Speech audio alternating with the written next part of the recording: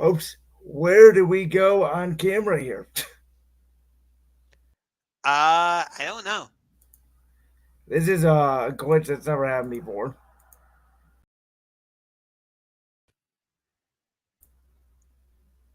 Yeah, I don't know what's going on. This is the biggest glitch we've ever experienced here. Um, so we are not on camera. We were just on camera. The video played, and now we are no longer on camera. There we go. There was a mishap there. Technical production. I don't know what happened. Maybe the solar eclipse got in my eyes. But anyway, it is Brandon Lewis. Under the Max here. We are live on Championship Rings. Obviously, Twitter, Facebook, and YouTube right now. Sorry for the wacky introduction to today's show. Once again, you can subscribe to us, Championship Rings YouTube channel 216. Follow us on our other social media platforms, Twitter at Rings Champion, Instagram Rings Champion, and Facebook at Rings Champion 216. Josh, the WNBA national champion has been decided. The men's national champion has been decided. NBA stuff is going down. There was a big trade in the National Football League. And of course, the story was finished. We're going to get to all of that and more today. But let's start things off with the national champions in not only women's college basketball, but men's. As South Carolina went undefeated to win the women's national championship, and then UConn, of course, going back-to-back, winning by an average margin of 23 points per game, dominating the men's tournament, including the national championship game last night, to become the first team since the 07 Florida Gators to go back-to-back. Honestly, the men's national championship game last night was boring. I just watched it because it was the national championship, but at no point did I find myself going, "Oh, this is a great game! I'm so excited!" It was just kind of meh, and that's clearly how the country felt about it, because last night's UConn Purdue national championship game averaged 14.8 million viewers, while the Iowa South Carolina national championship game on Sunday averaged 18.9 million viewers. That means the women's national championship game had more viewers than the men's for the first time ever. And I was at Rocket Mortgage Fieldhouse on Sunday for the women's national championship, and I'll tell you what, it was absolutely incredible to be there. It was like nothing I had ever been part of before, except for Game 4 when the Monsters won the Calder Cup back in 2016. But the crowd was into the game the entire time. It was just an amazing atmosphere. Iowa and South Carolina were going back and forth. Iowa jumped out to an 11-point lead early, and Dawn Staley just was able to calm her team down. She knew what buttons to push at the right time, and South Carolina showed all season why they were the best team. I'll tell you what the key was, in my opinion. It was the fact that South Carolina used their depth. They outscored Iowa 37-0 in terms of bench points. That is just incredible. Tessa Johnson came off the bench and had 19 points. And Raven Johnson did a fantastic job defensively against Caitlin Clark. Clark jumped out to a fast start, went off for 18 points in the first quarter. She didn't really do much the rest of the game. And her teammates, yeah, Kate Martin had a decent game, but Gabby Marshall didn't really do anything offensively for Iowa. Hannah Stolke, okay, she had a pretty good game, but overall, it was the fact that South Carolina played as a team, whereas Iowa was very Caitlin Clark dependent. Yeah, and I mean, we saw that throughout the tournament. I think that you could have made an argument that the LSU team was a better team than Iowa. I think you could make the argument that the UConn team in the Final Four was a better overall team than Iowa. It was just that Caitlin Clark, did her greatness, and then of course she was able to get some help on those nights. But there was a reason why South Carolina was undefeated and why they were the best team in the country. It's almost the same reason as why UConn won by that average of over 20 points a game on the men's side. Both of those two teams, both of these national champions, they play very similar styles, which is not a ton of isolation basketball. It's a lot of ball movement. It's depth scoring. It's the ability to get scoring from inside, outside, and then both of these teams, I think have this quality about them, which is you can keep it close in the first half. You're basically surviving. And then we saw in the second half both South Carolina and UConn obviously pulling away almost immediately to be in that second half. And then it was, all she wrote from there. So obviously, Not necessarily with the women's championship, because Iowa was able to come back and keep it close until yes, like the final 5 minutes when South Carolina just clamped down defensively and said, "You got to 75 points. That is where you are stopping." So somewhat close. I would say in the second half, I never felt like South Carolina was in any danger of losing the game. I would vehemently disagree with that. Because like I said, I was there live, and there were times I'm like, "Oh, Iowa is getting closer, and they are putting themselves in a position to take the lead and maybe finish the job." But Dawn Staley, when you talk about the greats, not just in women's college coaches, but in men's college coaches, you have to include her name in there with the likes of Bill Self, Roy Williams, Dean Smith, Mike Krzyzewski, Pat Summitt. You have to include Dawn Staley in there.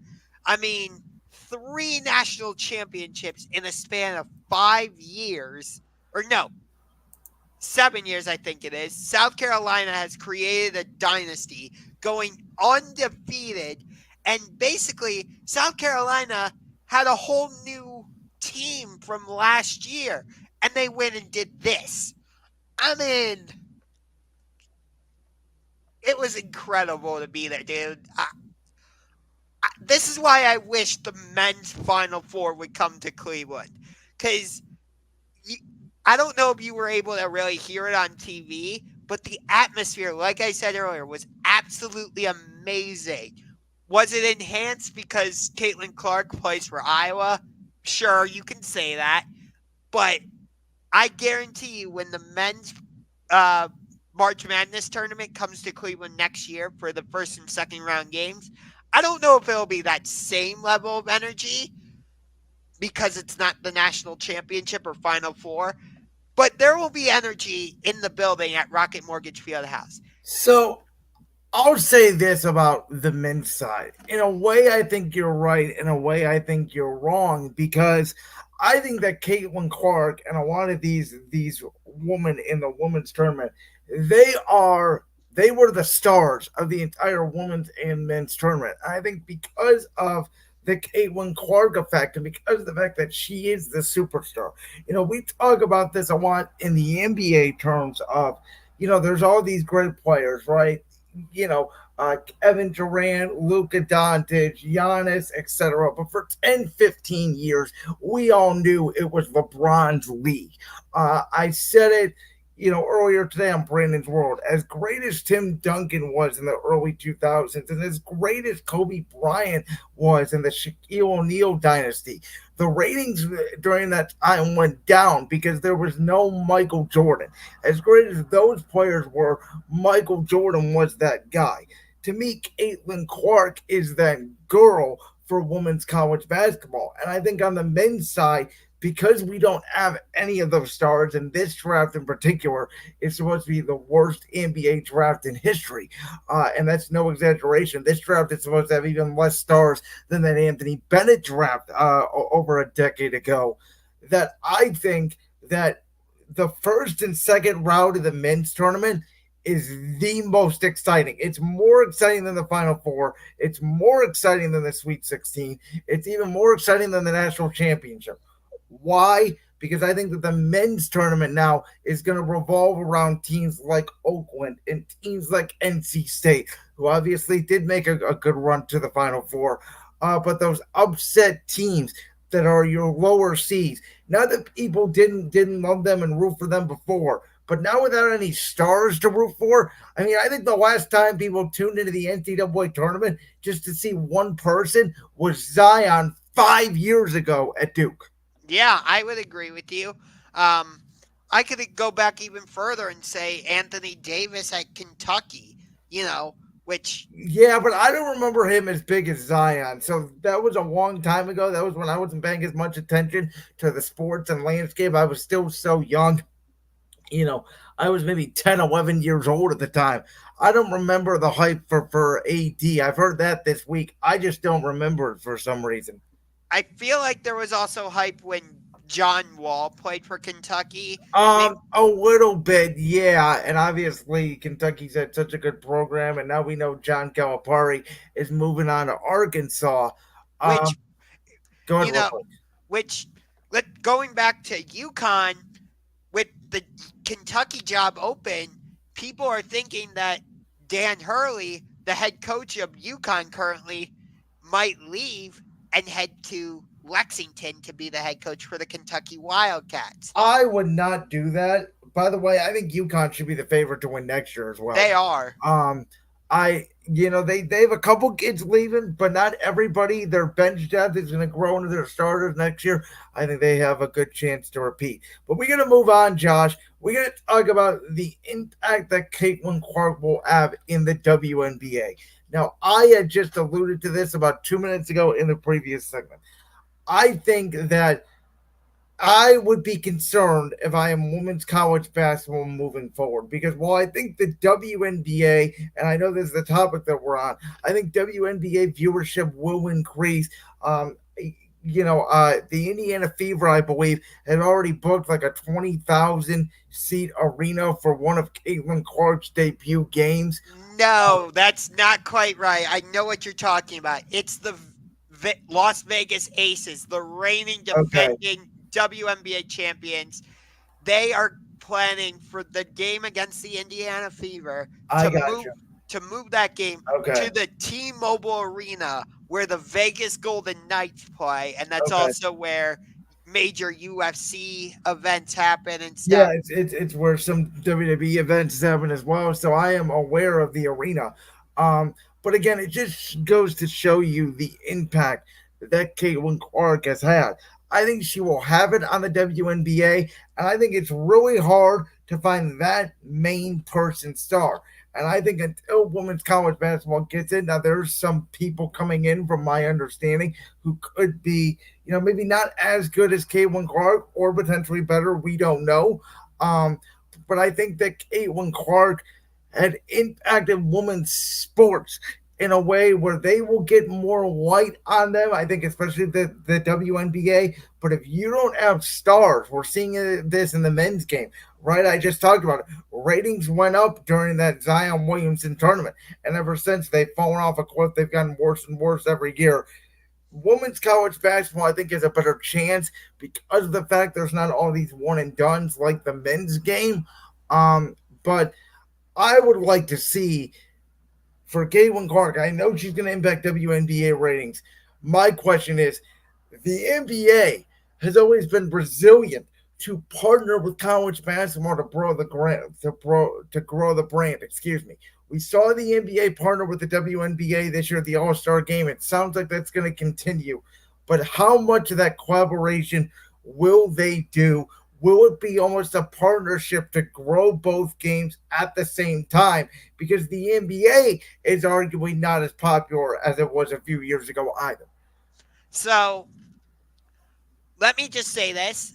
I know Caitlin Clark is about to leave women's college basketball. She's going to be the number one pick in the WNBA draft this coming Monday, April 15th, to the Indiana Fever.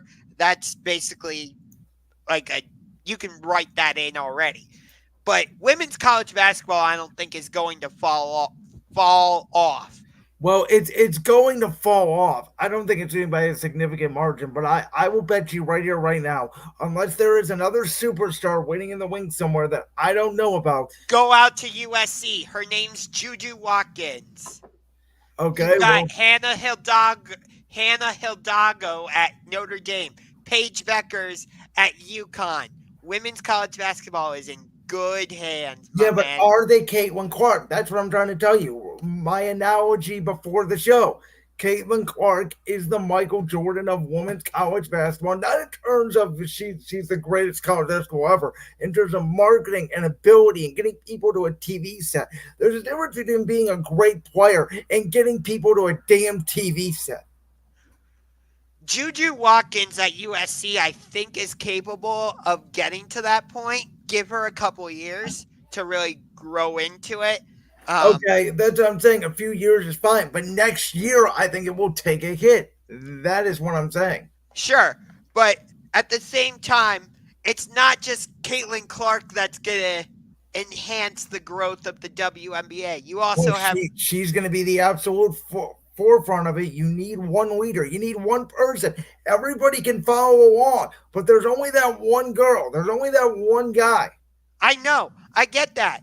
I'm not disagreeing with you, but I'm just saying she's not going to be the only impactful person coming into the league. You also have Angel Reese at LSU, Camila Cardoso from South Carolina, Aaliyah Edwards at UConn.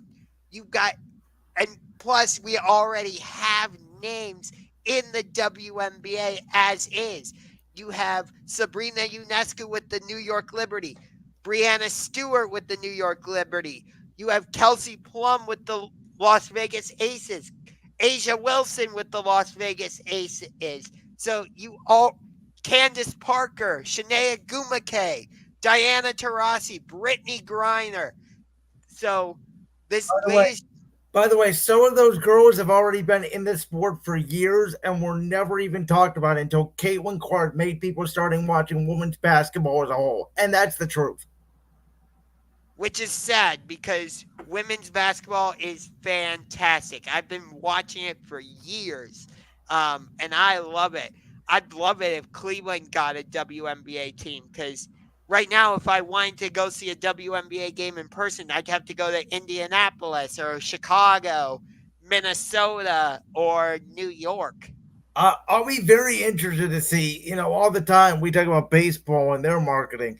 I'm very interested to see the WNBA and their marketing and seeing if they step up their campaign. Because I'll be honest, even throughout the tournament, it was really only about Iowa and it was only about Caitlin Clark. It was never about any other team or tournament really, at least in my opinion. And it was still limited marketing. And again, will the WNBA and NCAA tournament the way CBS markets the men's, will it now be known as the men's NCAA and the women's NCAA as just opposed to the NCAA tournament? Because that's a big difference. You are correct there. And by the way, if you think today is the last day we're talking about the WNBA, you are wrong there because with the WNBA season starting up next month, we are for sure going to continue talking about it. With that, we got to go to a trade that was made this past weekend in the National Football League. Stefon Diggs goes to the Houston Texans for a second round pick. That's all they had to give up for what, in my opinion, is a top 8, top 9, somewhere in that low bottom 10 range of a wide receiver number 1 in the National Football League. Listen, for me, this is a great move for Houston. I had said going into the offseason, I thought there was a chance they pulled back. And clearly now that's not the case. They get Joe Mixon at running back. They have their number one receiver now in Stefon Diggs. You still have Dalton Schultz at tight end. You still have Tank Dell at wide receiver. You Nico still have Nico Collins. Collins at wide receiver. You still have Noah Brown at wide receiver. Damian Pierce is still in that backfield. And with D'Amico Ryans leading the defense, and as a defensive coach, I don't love it, but when you have Bobby Slowick being essentially in control of the offense, it's ironically what I've said about Buffalo for years, which is you can win with a defensive coach, but the OC's got to be a rock star, which is what Houston has now. And I think this Texans team, depending on how they draft, I think they maybe need an additional corner. They need, another lineman on both sides of the offensive and defensive lines. But I think that this Houston Texans team, I think you can make an argument. They are right up there with the Kansas City Chiefs as Super Bowl contenders in the AFC. I totally agree with you. And the AFC South is the Texans' division to lose this season. Yeah, and again, before this deal with Diggs, even when they got Mixon, I would have pushed back on that a little bit. I don't now. I agree with you. As much as I like the coach and Shane Steichen, I just don't think the talent is there yet. As much as I think Jacksonville is going to bounce back and have a very good year, all of a sudden, that AFC South has gone from maybe the worst division besides the NFC South in football to one of the best. And it just goes to show you, as I've been trying to explain and sit here on, whatever podcast I've been hosting or co-hosting or been on or whatever, in the NFL, you can be a terrible team. You can be dog crap for a decade. If you get the quarterback right, you can go from bottom to near the top in a year or two. That is the NFL way. You get the quarterback right, you draft right, you load up with weapons on the rookie contract, and away you go. Yeah. And Houston absolutely nailed it with CJ Stroud, which is something I was harping on all last season, as you recall. Hey, listen, I'll say this. Everybody's talking about, Lovie Smith deserves a badge of honor for getting the Texans the number 2 pick and not tanking to get the number 1 pick. We don't know. Houston could have used that number 1 pick on CJ Stroud, and Carolina still could have used the number 2 pick on Bryce Young. It sounded like that was the quarterback Houston wanted all along. And listen, I think I was wrong on CJ Stroud. I'm still banging on the horn here that I think Bryce Young is going to be potentially a very good quarterback in this league. But that's not the here nor there. I want to take it to the Buffalo side of things now because their championship window is closed and shut tight. Well, here's the thing. I think that's a little bit premature. No, it's not. For 2 reasons. Number 1 is we know if you have a quarterback, you're going to win a lot of games. And they have a franchise quarterback. We know that. Has he delivered in the playoffs, though? Oh, gee, I don't know. He just played the greatest football game we ever saw 2 years ago. And if he got a chance to get on the field again, Buffalo could have went to the Super Bowl last year. Or excuse me, a couple years ago. Now, last year played very well against Pittsburgh. He also played very well against Kansas City in that other playoff game that they played last year. That game was mostly a who had the ball last type of situation again. Now, I will say this. Josh Allen's very talented. I think what Joe Brady has done, he's come in, he's cut the turnovers down. They're more of a running the football team now with James Cook and with Dalton Kincaid now at tight end. But this draft is so deep at receiver that I'm not the biggest fan of Buffalo this year. They've lost a lot of defensive talent. Both their safeties, Jordan Poyer, Michael Hyde gone, Tre'Davious White's gone. They lost some other pieces as well. But if you go out and you get a number 1 wide receiver in this draft, which I think Buffalo could potentially do, their window, it may not be as good as what it was, but they're not going to go completely into the cellar. They are still playoff contenders. If you want to say their Super Bowl window is completely shut, I don't know if it can be when you're a playoff contender, and as long as you have Josh Allen, but I don't think this Buffalo team is going to necessarily just go away. Yeah, but you still have the New York Jets if Aaron Rodgers can stay healthy. Oh, I am willing to place a bet with you right now that, and I'll wait till after the draft. But if Buffalo and Miami don't make any significant moves at the draft, if Aaron Rodgers stays healthy, the Jets are going to win that division. So, okay, so you have the Jets, you have the Dolphins, Who you have the Texans, up and you down? you have the Jaguars. The Colts could be a factor. You don't know. You have over in the AFC North, you have Baltimore, Pittsburgh. Pittsburgh still has to be included Yes, I because do. Cincinnati, because they're getting Joe Oh, Burrow back. the Cleveland. AFC is absolutely stacked. The worst team right now is New England and Vegas, and even Tennessee has made some moves somewhat. I Um, don't think the Raiders are going to be one of the worst teams because, I well, it depends on who they get a quarterback. right, which That I've heard rumors they're trying to trade up to get Jaden Daniels. I've heard that as well. And New England, it sounds like maybe they just want to take a bridge here with Brissett. I don't know. It's very interesting. I just know one thing: the AFC is stacked, and Jim Harbaugh has came over now. I mean, you can make a case for like 13 or 12 teams for 7 spots. So, That's my point though is I don't know where Buffalo fits into the well, conversation they're now. definitely in that wild card. They're in that 5 to 12 window with all of those good teams. Miami, Baltimore, because I think Cincinnati is going to win that division this year if Burrow's healthy. So you got Baltimore, Pittsburgh, Jacksonville, Indy, the Chargers, who I think absolutely will make the playoffs this year. I think that's the best bet you can make on the board the whole year with I Jim wouldn't Harbaugh coming in dismiss the year one. Raiders either. Yeah, not in that division. Not in that division. If you got to play Herbert and Mahomes twice a year, you better get Jaden Daniels. But I don't think he's going past two. That's just me. Yeah, but I we saw how the Raiders played at the end of last season with Alec with Antonio Pierce, excuse me. Listen, Aiden O'Connell didn't complete a pass, and they after the first quarter they beat the Chiefs on Christmas. Tell me when that's going to happen again. Fair, but still, the Raiders have bought into what Antonio Pierce is selling. So I think they're only going to get better. Well, if But they don't get a quarterback, they're not going to get better. It's a quarterback-driven league. That's what we've seen. but my point, but my overall point though is, and you're kind of making the same point. I think the AFC is so loaded, and I think Buffalo completely missed the opportunity because Kansas City was down this year.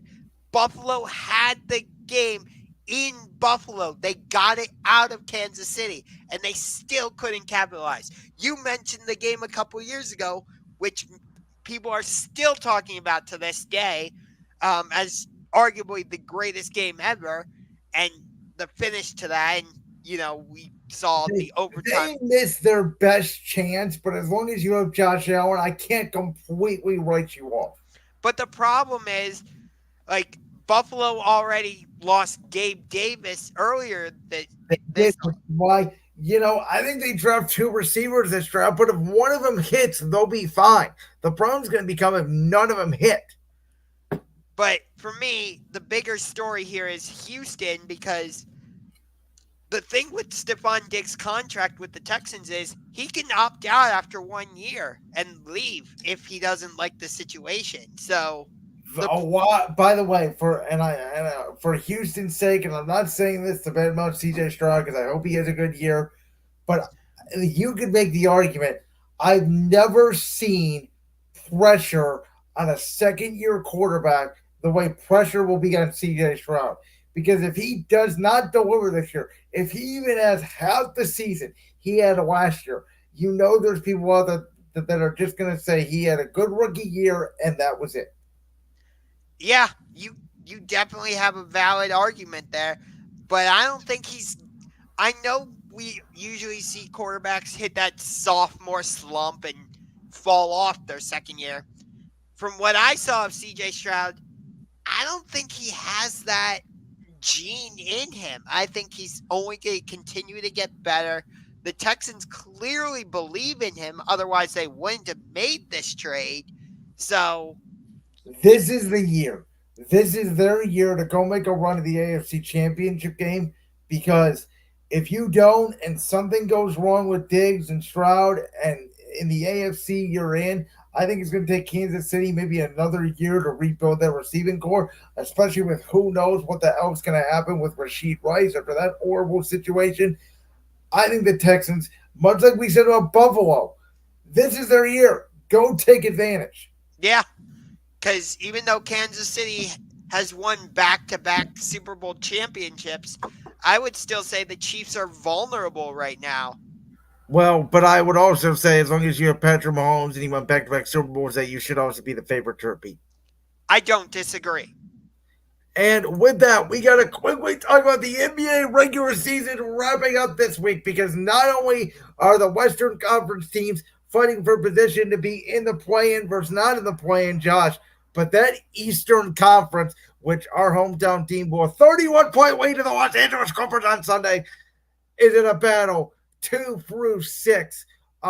Listen, I don't know how the hell this is all going to shake out. Everybody's within like a half a game. I can't even begin to predict who's going to play when. There's going to be a lot of strategy going on because not only do these teams have to win, a lot of these teams are playing each other.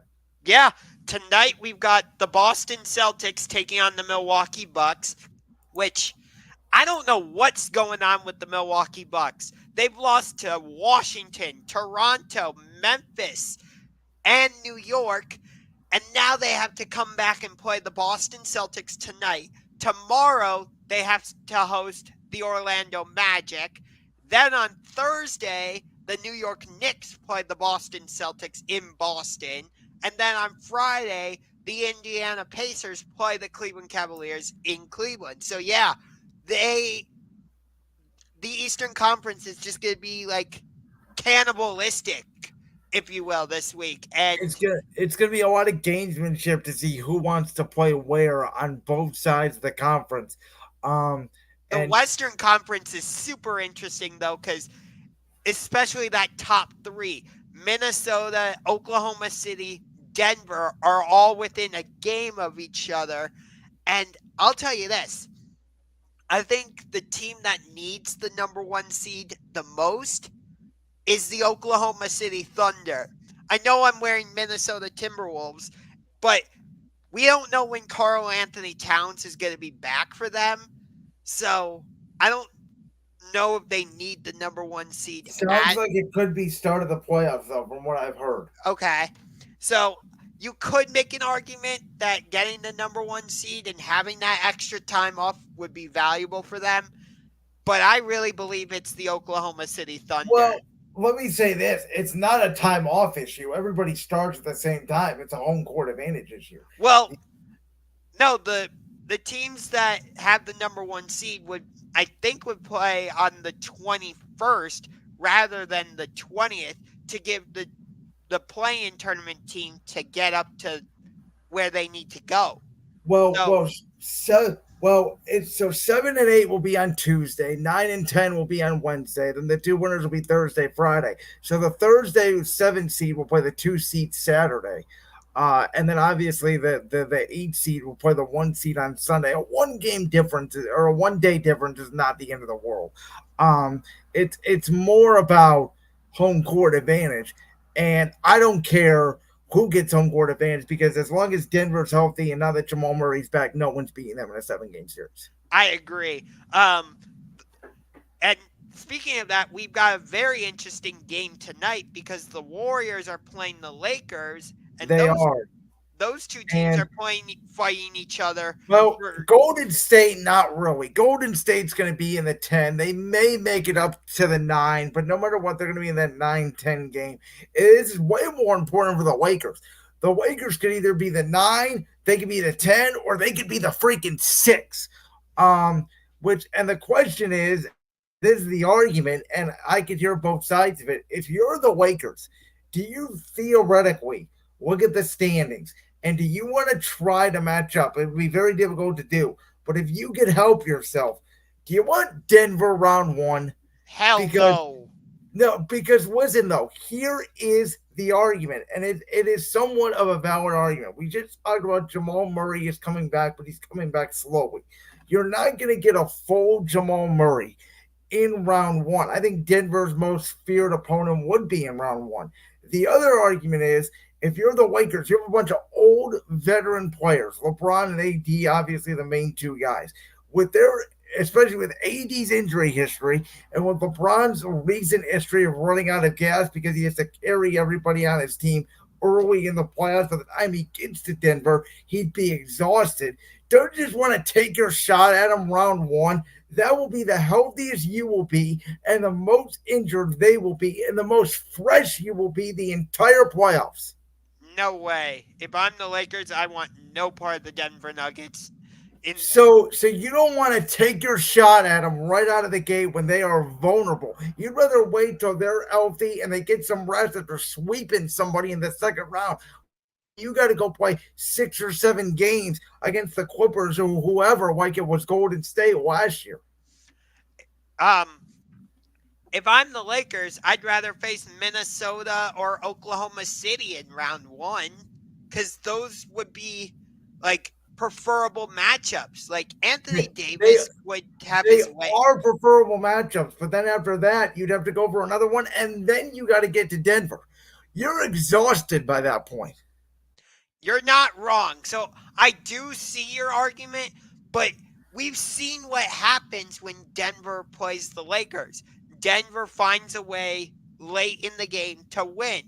And I get it. Like, the Lakers had an opportunity in all 4 games of the Western Conference Finals last year. It's not like those games were blowouts, despite it being. No, the Lakers had a chance in every game going into the fourth quarter, and Denver just pulled away. And by the way, Reggie Jackson has been a hell of a backup point guard for them. Yeah. They don't miss a beat with Jamal Murray. I mean, the team that I saw at Ball Arena in Denver on Easter against our hometown Cavs, I'm telling you, in a 7 game series, I don't know if anybody can beat that team. I don't think Boston could beat them. I don't think Milwaukee could beat them. I think that they just have the perfect combination when they are healthy of dominant star, the best star player that has never made an all-star team in the NBA, Jamal Murray, who didn't even play in that game, plus the bench depth of guys like Aaron Gordon, a KCP, a Reggie Jackson, a Christian Braun. So many Michael different Porter Jr. Michael Porter. By the way, Michael Porter, when he shoots and he doesn't miss, you can't beat him. I am convinced of that. If you get Michael Porter as your third best scorer, scoring 18 a night, you don't lose. Yeah. I mean, the Nuggets are just that good. They if they were to play the Celtics in the finals, I think that would be a fantastic series.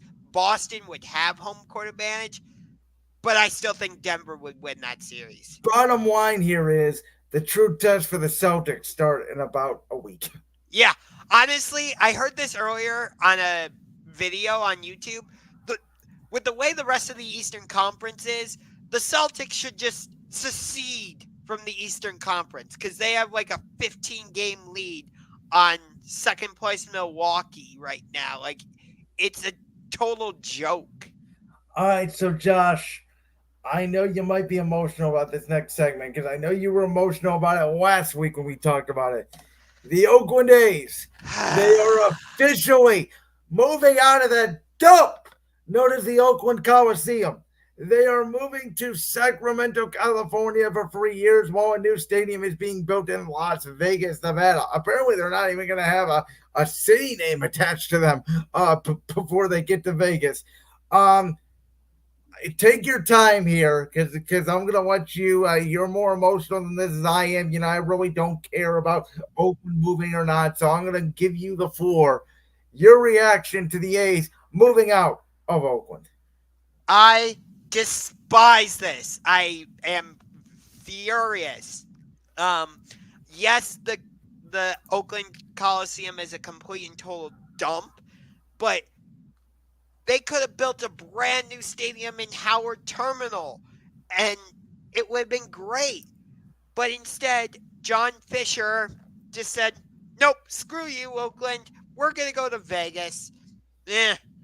Um, it. This is why I hate the Los Angeles Rams, because Stan Kroenke screwed over the city of St. Louis. Um, it's why I'm mad about the Seattle Supersonics, because Howard Schultz basically lied when he said, yeah, we're going to keep the Supersonics in Seattle. And then he goes and sells the team to a group in Oklahoma City. Uh, you know, I hate team relocation. I really and truly do. It destroys fan bases. Um, you know, I I hate it. I absolutely hate this. Yeah, my whole take on it is it'll happen.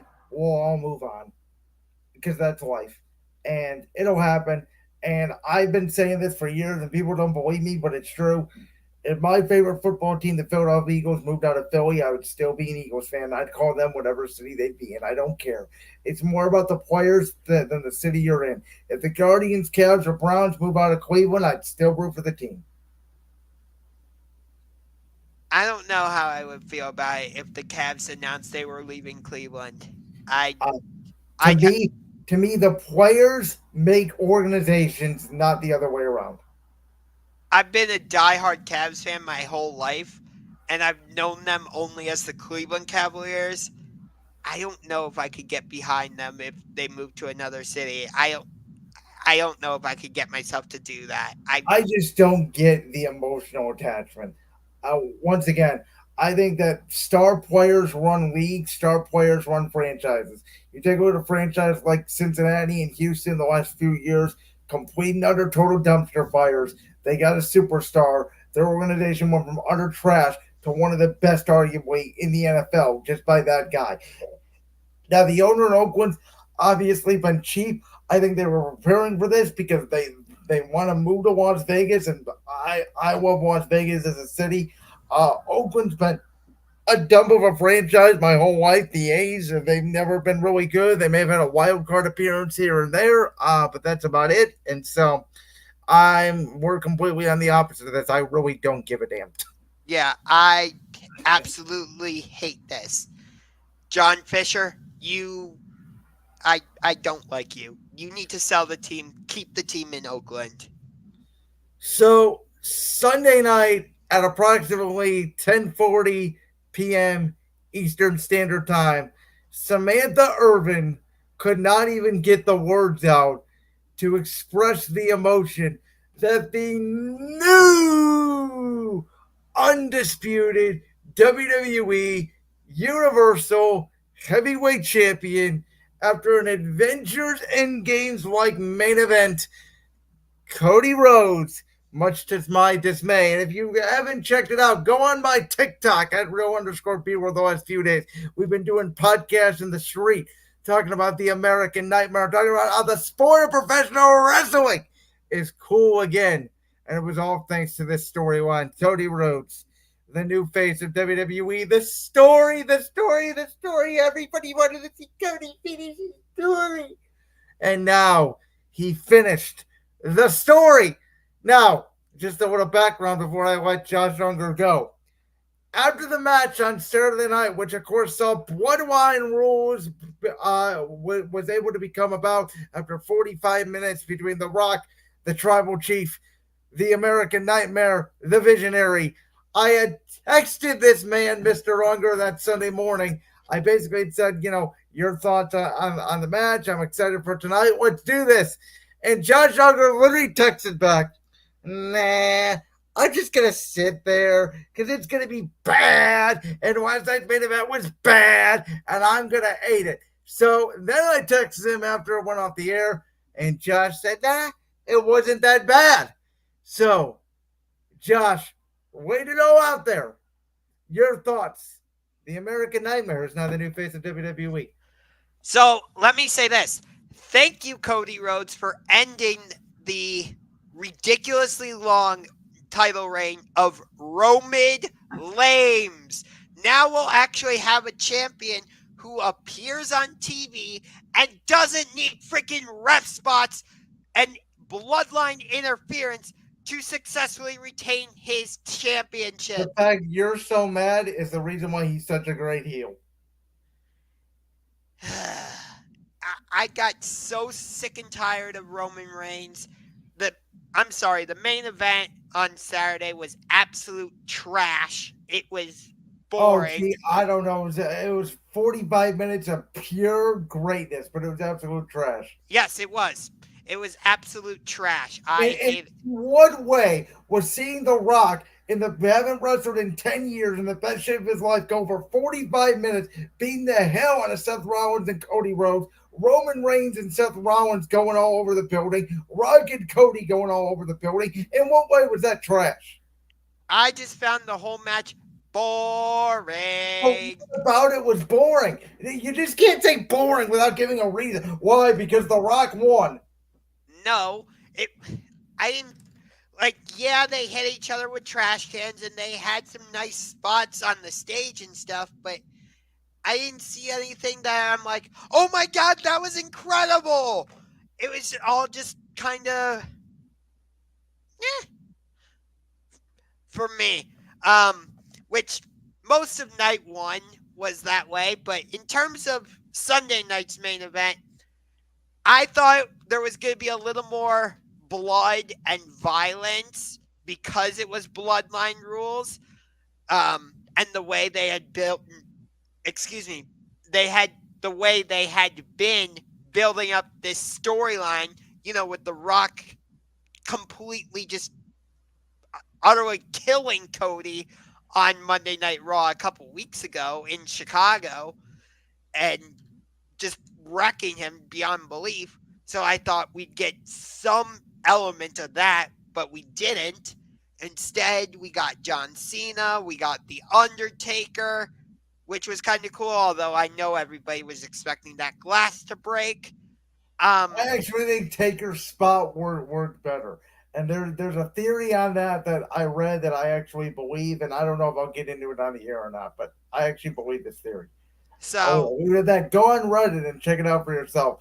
I don't remember the exact Reddit user, but it actually had something to do with Bray Wyatt, where pretty much because Roman Reigns was the one who obviously ended the Fiend's title reign the way the reign started.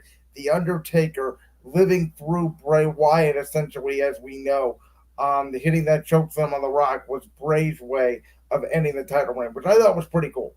huh. That's, I'd have to think about that, but that would be an interesting connection if, in fact, that's true. But we'll see. My guess is Cody's going to defend the title against somebody at SummerSlam in Cleveland. It could be The Rock. I It, think it is. I think based off last night, I think that's where we're headed. I think there's only one of two options. I think it's Cody versus Rock, or I think it's Cody Roman 3. I could, since it's in Cleveland, maybe they take the U.S. title from Logan Paul and then have him face. No, that's not a SummerSlam match. The you have built this story for Cody that we're literally only Roman and Rock are the two levels at SummerSlam you can do. What if they say Rock versus Cody for WrestleMania 41, They're though? not. WrestleMania 41 will be Roman versus Rock night 2. Main event. You can Hmm. mark it right here today. Which it sounds like, by the way, WrestleMania 41 is going to be in Minnesota, although they haven't officially announced that Sounds like yet. Minnesota or Vegas. Sounds like Minnesota is likely. I think there's a lot of night one possibilities. You could do Seth Rollins Punk. You could do Rollins Punk McIntyre. You could have Jade Cargill versus Rhea Ripley, which I think would definitely be on the table. There, you could do Charlotte, Bailey, Becky triple threat, which I think could absolutely be on the table. Um, there's a lot of night one options. I think night two is certainly Rock, Roman, booked in stone. Um, But Listen, overall, I liked this. It's the first Roman Reigns match where I'm like, oh, I didn't hate that. There were elements of it where I'm just like, okay, this is kind of getting slow. But, when Seth came out with the Shield music and who had Who else thought for a second it was going to be Dean Ambrose? Who thought for 1 second? I knew it was going to be Seth. You did not lose your mind for 1 second when Corey Graves kept saying, "Guys, guys." No, I Moxley's not leaving AEW, I'm and not saying he would have left AEW. I'm saying for a cameo. Triple H wouldn't have allowed that anyway. So no. Well, I don't know. There's a new regime, a new era, the Paul Levesque era. Yeah. Um. Who is more over than Cody Rhodes, by the way. Let me just point that out. That And was that was kind of funny.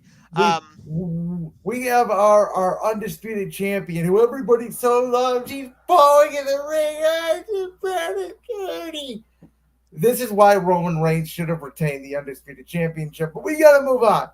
We got to talk about the new world heavyweight champion. Yes, yes, yes. For all of you out there who thought Damian Priest can't get it, the worst money in the bank ever, folks, this was their plan all along. Damian Priest did what Edge did with it basically, 15 years ago, whatever it was, when he first held the briefcase. You don't got to cash it in when the guy's first down.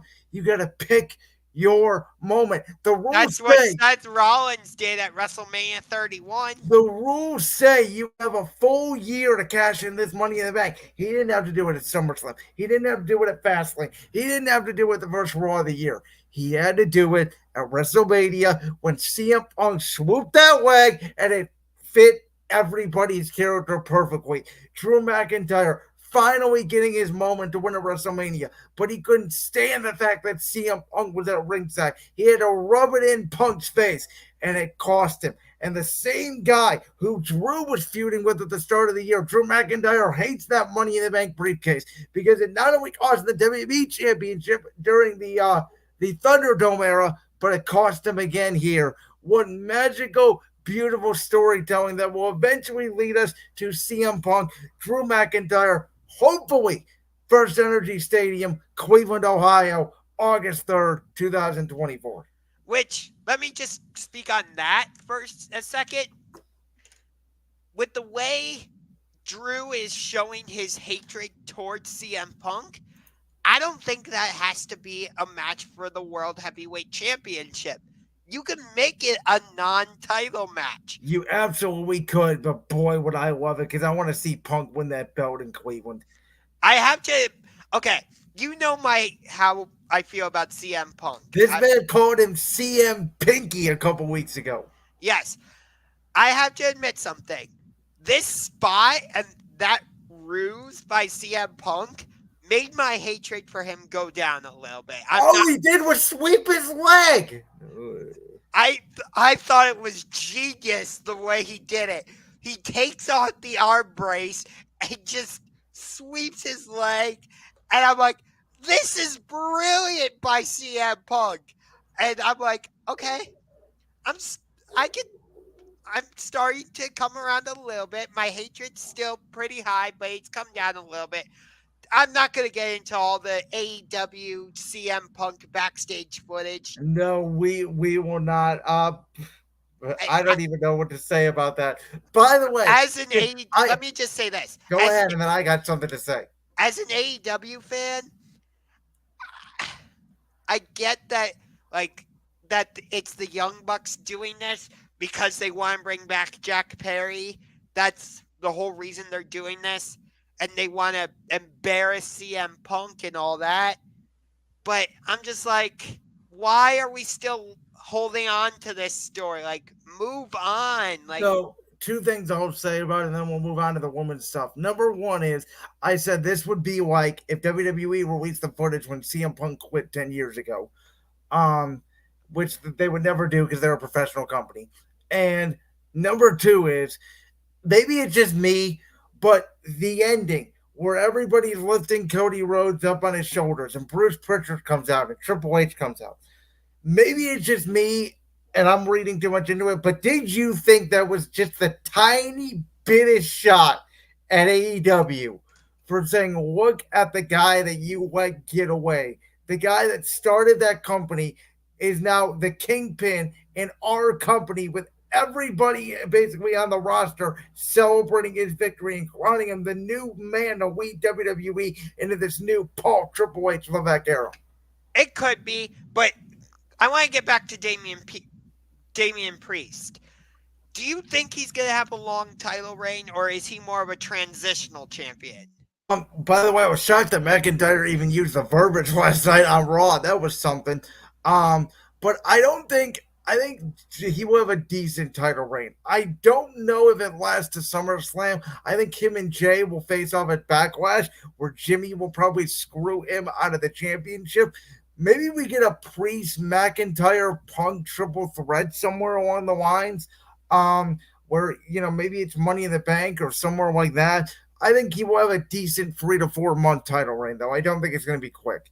Yeah, I don't think, given the way he held on to that Money in the Bank briefcase and the way he cashed it in, I don't think he should be a transitional champion. Well, if you remember, Edge actually was. I mentioned when he cashed in 2006, he lost the title 3 weeks later to John Cena. Yeah, I think Nikki Ash after she cashed in lost the title somewhat Yeah, quickly. I, that was Vince booking. Nonetheless, the person who was involved in that rivalry, Rhea Ripley, mommy, she was able to defeat Becky Lynch. And I did type here on our graphic that Bailey also had a story to finish, and she did finish that story with Damage Control, finally becoming the women's champion, getting her moment. We all talked about it last week with Chris, aka C Boss Gaming, on the show. We thought Ripley and Becky was matches of the weekend. It definitely was. I thought the entrances for both women was incredible. I thought it was a perfect way to start night one. I was a little bit shocked by the outcome, but after Damian Priest cashed in the Money in the Bank and percent, I am more interested because now it looks like Rhea is getting involved in a rivalry with Liv Morgan. I am curious to see where Becky goes. There's a lot of speculation that Becky Lynch could turn heel, but not be the big time Bex character she was in 2022, be a very ruthless heel as a character, which I'd be very fascinated to see because Becky, even though she won the NXT Women's Championship, she has not held a main roster championship since losing in that incredible night one match to Bianca Belair 2 years ago for the Raw Women's Championship. Yeah, you are right about that. And we'll get into, match of the night for Saturday and Sunday later. But I'm just going to spoil it now. Night one, for me, Becky versus Rhea was match of the night. I absolutely loved this match from start to finish. The way they were kicking out of each other's finishers and countering each other, it was fantastic. Um, in terms of Bailey versus Io Sky, I thought that was also a really good match.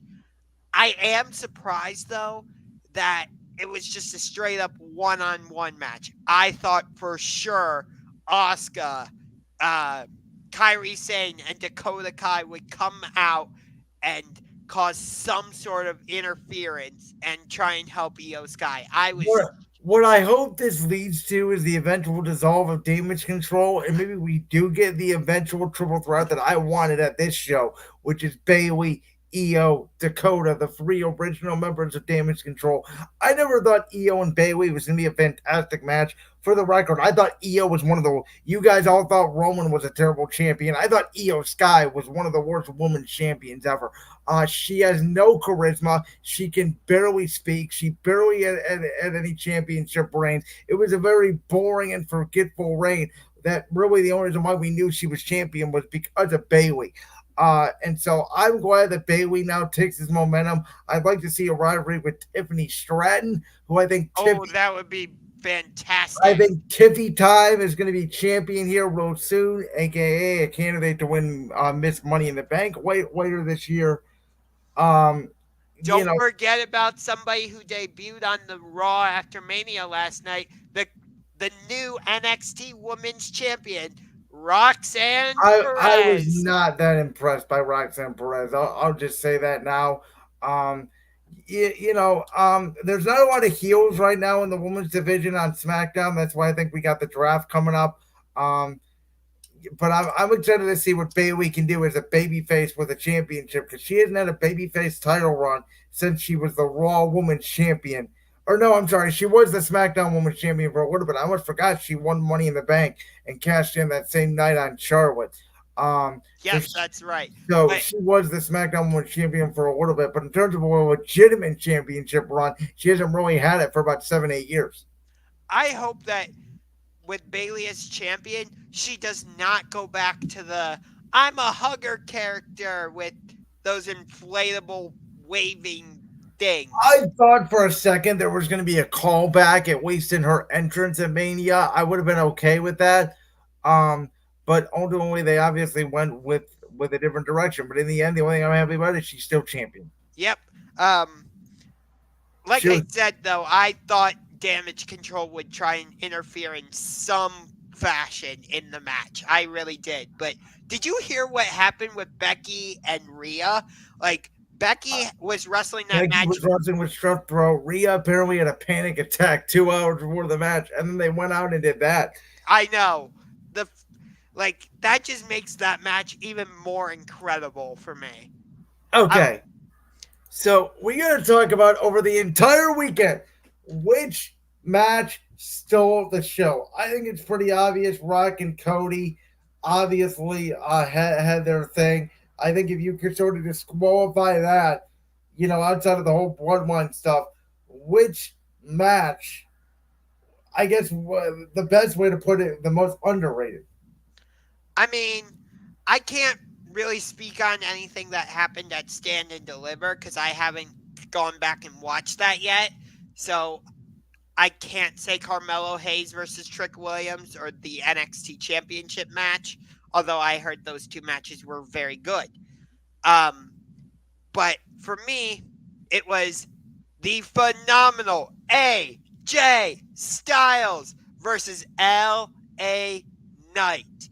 I mean, the the way they were hitting those top rope spots, and Yeah, I absolutely loved this match. And I was in my Discord server, I was hyping it up, yeah, and it totally delivered. It yeah, And I'm like, this is great. This is why I personally like the non-title feuds yeah, more than championship feuds.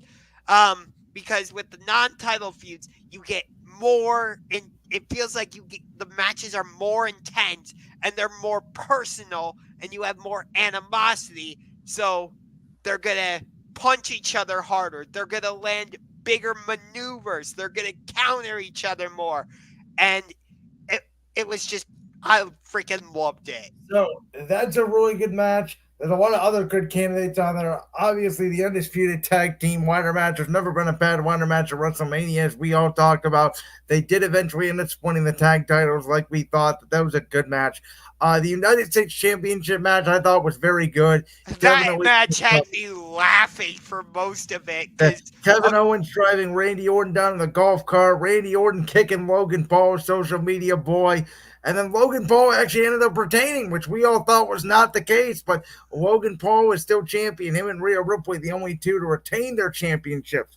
And so then that leads me to what, in my opinion, was the most shocking outcome of the entire weekend. The underdog from the underground, Sami Zayn, actually did it with a brain buster, as Michael Cole would say. And then not one Aluva kick, not two Aluva kicks, but three Aluva kicks later, Sami Zayn knocked off the Intercontinental Champion, the Ring General, Gunther. And you kind of knew it when they kept showing Sammy's wife in the crowd. I was like, man, that's not a great sign for Gunther. But Gunther just kept power bombing Sammy and power bombing Sammy and power bombing Sammy. And Sami Zayn just kept fighting.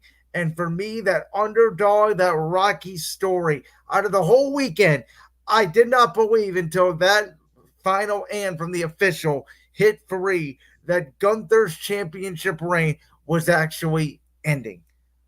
I you at one point during that match, I'm just like, okay, ref, stop the match. Gunther is squashing him like a freaking tomato. I'm like, if he power bombs him again, I think juice might actually come out. Um, but let me just tell you this: that brain buster that Sammy hit on Gunther, I'm gonna say it right now. That was the single best move of WrestleMania. I went Yeah. crazy I when think I he can concur with you. But at first, I was like, "Is that a?" I had to do a double take. I was like, "Is that a brain buster?" I was like, "What was that?" It wasn't. It was just a suplex on his freaking head from the top rope. I mean, you don't really see a move like that in WWE. And for Sammy to pull it out against someone like Gunther on that stage, it was incredible. I really liked that match. The only reason I didn't give it match of the night for night one was because for most of it, like you said, Gunther was dominating. So for me, Rhea versus Becky gets the nod because that match felt very even. And at certain points, I'm like, Becky's gonna win. No, Rhea's gonna win. No, Becky's gonna win. Yeah, I agree with you. Night one was not as good as night two. I'll get to night two. I think night two was a historically good WrestleMania night, regardless if it's two nights or not. I think that will go down as one of the best nights in WrestleMania history. For night one, I thought it was a good night. Away from the trends of the past, because usually night one was the night everybody went home happy, and then night two, all the heels won. A little bit of the opposite occasion this year, though a lot of baby faces still won. We talked about Gunther and Sammy, we talked about Rhea and Becky. So I'm gonna give flowers to the undisputed tag team title match because there were so many cool spots in that match. There were so many moments where, especially after Waller and Theory pulled down the SmackDown tag team titles, I thought Judgment Day could at one point retain the titles. Then I thought, maybe Pete Dunne, Tyler Bate could win them. Then DIY, that incredible white noise maneuver from Champa from to up of the ladder. You had Johnny Gargano, the DDT from the apron for the table, which was just nuts. So I really enjoyed that match. Again, I thought night one was very good. I thought it was decent for WrestleMania. There were a ton of night of the match of the year, matches throughout the whole weekend. The one match that really disappointed me though on night one was Jimmy Uso versus Jay See, Uso. everybody says that. I didn't think it was terrible. People were acting like the match was awful. I didn't think it was awful. I just didn't think they had enough time. I think they rushed the ending a little bit, and I think that it was more about the bloodline than them battling themselves, which is why I do think they are setting this up. It was almost like Trish Stratus and Becky Lynch when they had their rivalry last year. They had a couple matches that weren't that good, and then that steel cage match to end the rivalry was one of the best matches of the year.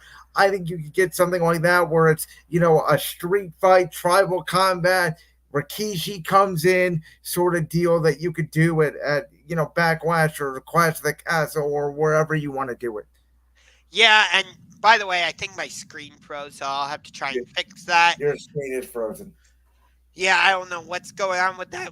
I guess we're having a couple technical difficulties with that, but I thought with the Jimmy versus Jay, I thought Solo Sikoa would come out. That too. That was what I was surprised about. There was no solo whatsoever. Yeah, I thought there would be a ref spot and they would like hit each other in the backs with steel chairs or something, you know, because they they had built this match up and there was a lot of emotion going into it, and that's why I thought they did the women's the 6-woman tag team match afterwards, which I thought that was a very good match. And, you know, It was for what it was, as I mentioned last week. That was all by the Jade Cargill showcase.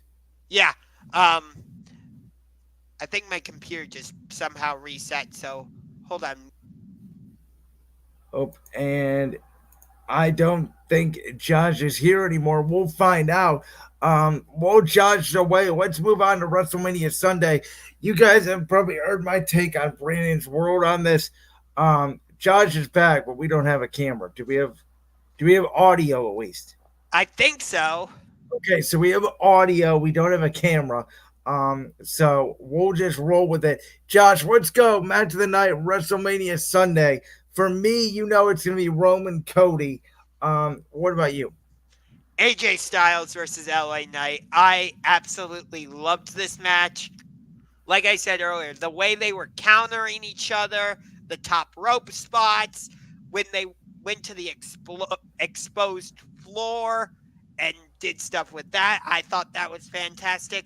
This was another match, much like what I said about Jey Uso versus Jimmy Uso. I thought there would be a ref spot and they would start slamming each other in the back with steel chairs because that had been a big part of this feud with AJ slamming LA Knight in the back a couple times, once on SmackDown and once during Elimination Chamber. But even without that, I thought the match was solid. I really enjoyed it. I'm probably going to go back and watch it a couple of times. Yeah. So yeah, before we wrap up our WrestleMania 40 recap, I just want to say a couple numbers here that WWE had put out today. First of all, the fact that WrestleMania 40 was up 40% in viewership from last year, which to me is just incredible. The other number is, and I don't know if you read this number, Josh, because it just came out before the show. This is from at WrestleOps on Twitter. I'm going to go ahead and read the tweet directly. WrestleMania 40 is now Peacock's most streamed entertainment event of all time. Across both nights, the show was viewed for 1.3 billion minutes over the weekend, resulting in the second biggest usage weekend for Peacock of all time, ranking only behind the NFL wildcard game. So let me just say this. In the lead up to WrestleMania and in the on the post show or whatever, for both nights, ESPN was uploading YouTube content from WrestleMania. So this just adds to my speculation. I know Monday Night Raw is moving to Netflix next year, but I still believe there's a route where WWE eventually moves their content to ESPN. I really believe I that I that could don't be a see thing. it. I think if anything, and Triple H sort of alluded to this in his night two press conference, there's a world where Netflix takes over instead of Peacock. Interesting. Um, I think WWE is going to stay in the streaming game. I think that they want their fans to have an accessible product. I don't think WWE fans will ever pay for $50, $60, whatever it is, for pay per view again. By the way, fun fact: WrestleMania is still available on pay per view. At least it was for my cable provider. If you wanted to pay $70 for it, for those boomers like a couple people in my family that don't understand streaming. Um, but it just goes to show what I've been saying all along is that WrestleMania is really not for the hardcore fans. As much as disappointed as that may be to hear, WrestleMania is about everybody. It's why some of the results that we wanted may have not happened. It's why some of the stuff that happened maybe does not make sense. It's why they bring in somebody like Snoop Dogg to do commentary and admit he's high, basically live on commentary. Because WrestleMania is really an extravaganza. It is the showcase of the immortals. And I want to give a big shout out before we wrap it up tonight to Samantha Irvin. She did an incredible job over the two nights ring announcing. I think even over Howard Finkel now, she has cemented herself as the best ring announcer in WWE history. And I also want to say a shout out to Michael Cole, Pat McAfee, Corey Graves. Those three guys on commentary were always magic, but I thought they did a beautiful job over the weekend of explaining just the little things to the audience and giving people that may not watch WWE a lot some little cues and giving some additional stuff to the people like us that have been watching for the year, things that we did not know about individual matches. So those were the unsung heroes of the event.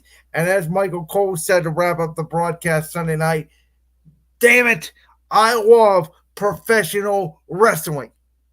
Yeah, it's a great time to be a wrestling fan. We've got AEW Dynasty coming up on April 21st. Bryan Danielson versus Will Ospreay in what is going to be a fantastic match. We've got Samoa Joe versus Swerve Strickland for the AEW World Championship. Um, we just had Trent Beretta turn heel on Orange Cassidy, which I had been calling for a while. So I am now 3 for 3 because I correctly predicted that it would be Hangman versus Swerve versus Samoa Joe at AEW Revolution. I correctly predicted that it would be LA Knight versus AJ Styles at WrestleMania. And I correctly predicted that Trent would turn heel on Orange Cassidy. So, yeah, AEW's on fire. I don't like that they're getting into this whole CM Punk stuff. I'm not a fan of it. But luckily, I don't have to watch it because I'll be working the Cavs game on Wednesday against the Memphis Grizzlies. With that, we're going to round up this edition of Championship Rings. When we come back next week, all of things NFL, all of things NBA playing, all of things wrestling, whatever comes up, whatever stories in sports, we will be here to cover it. I'm Brandon Lewis from Brandon's World. That is Under to the Max, Josh Ungar. Even though he's had some technical difficulties with being on camera, he is still here in spirit. We'll be back next Tuesday, 6 p.m. Eastern. Josh, you got the last words for tonight.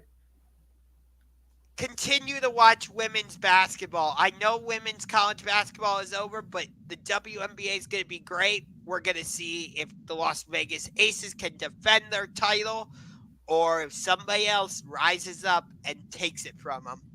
In collaboration with Voltage Live, we'll see you next week. Our social media links are in the description below. And